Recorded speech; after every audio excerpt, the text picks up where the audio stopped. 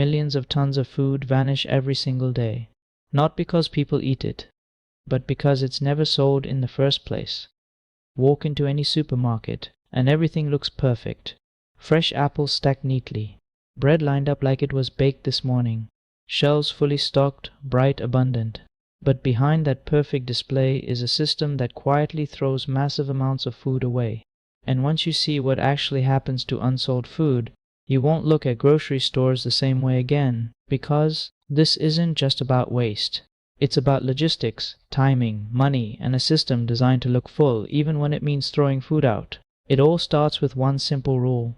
Supermarkets must always look stocked. An empty shelf doesn't just mean sold out. To customers, it signals poor quality, bad management, or something being wrong. So stores overstock on purpose.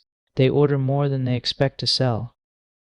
And that sounds harmless until you multiply it across thousands of products. Milk, vegetables, meat, baked goods, ready meals. All of them have a clock ticking from the moment they arrive. But here's the weird part. That clock isn't always about safety. Most food in supermarkets is labeled with best before or sell by dates, not strict expiration dates. That means a lot of food is still perfectly edible when it gets pulled off shelves. But once it hits that date, stores often can't sell it anymore. So what happens next? First, the store begins a silent countdown. Products close to their sell by date get moved to discount sections. Prices drop. Stickers go on. You've probably seen them, those yellow tags that say 50% off. That's the system trying to recover some value before it's too late. But if the food still doesn't sell, things escalate quickly, because supermarkets operate on tight schedules. Fresh deliveries arrive daily. New stock needs space. And this is where the whole system changes. Unsold food gets pulled off shelves, scanned, and categorized. Some of it is still in perfect condition. Some of it is slightly damaged. Some of it is nearing its limit. From here, the food splits into completely different paths. The first path is donation. In many countries, supermarkets partner with food banks and charities. Bread, packaged goods, fruits, and vegetables can be donated instead of wasted. It sounds like the perfect solution, and it does help a lot. But here's the catch: not everything qualifies. Fresh meat, prepared foods, or anything that might pose even a slight risk often can't be donated due to strict safety regulations. Stores don't want the liability, so a huge portion of food never makes it to donation at all, which leads to the second path: recycling and repurposing. Some unsold food is sent to facilities where it gets turned into animal feed. Fruits and vegetables might be processed and used for livestock. Other food goes into composting systems, breaking down into organic material that can be used in agriculture.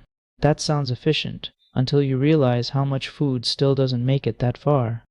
Because there's a third path, and it's the one most people never see: the dumpster. Every day, behind supermarkets, sealed bags of food are thrown away. Packaged meals, bread, produce, sometimes entire batches of perfectly edible items, not because they're dangerous, but because they're unsellable. Maybe the packaging is slightly damaged. Maybe the product didn't sell fast enough. Maybe it's cheaper to throw it out than to store or redistribute it. That would already be shocking enough, but it gets worse.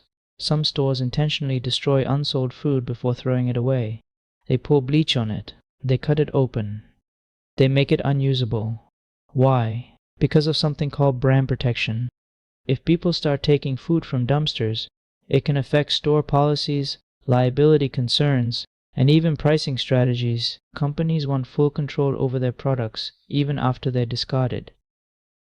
So instead of feeding people, the food is deliberately ruined. And this is where the system becomes hard to ignore. Globally, a massive percentage of food produced is never eaten. A big part of that waste happens at the retail level, right at the point where food is closest to people. And yet, stores aren't just being careless. They're operating exactly as designed, because supermarkets aren't just food providers. They are logistics machines. They predict demand, manage inventory, control appearance, and minimize financial loss. And sometimes, throwing food away is simply the most efficient option in that system. But here's the part most people never think about. This waste starts long before the food reaches the store. Farmers often overproduce because supermarkets demand consistency, perfect size, perfect color, perfect timing. Anything that doesn't meet those standards might never even leave the farm. So by the time food reaches a supermarket shelf, it has already survived multiple layers of selection, and even then, it might still end up in the trash. That's the hidden journey behind something as simple as a loaf of bread or a carton of milk. From production to shelf to disposal, all within days, and once you see it, the question changes. It's no longer, why is food being wasted? It becomes, how is the system supposed to work any other way? Because customers expect full shelves, stores need to stay profitable, and logistics demands speed, consistency, and control. So the system keeps moving. Food comes in, food goes out, and millions of tons quietly disappear in the process. The next time you walk through a supermarket, everything will still look the same. Clean shelves, perfect displays, endless choice. But now you know what's happening just out of sight, and how much of that abundance never gets used at all.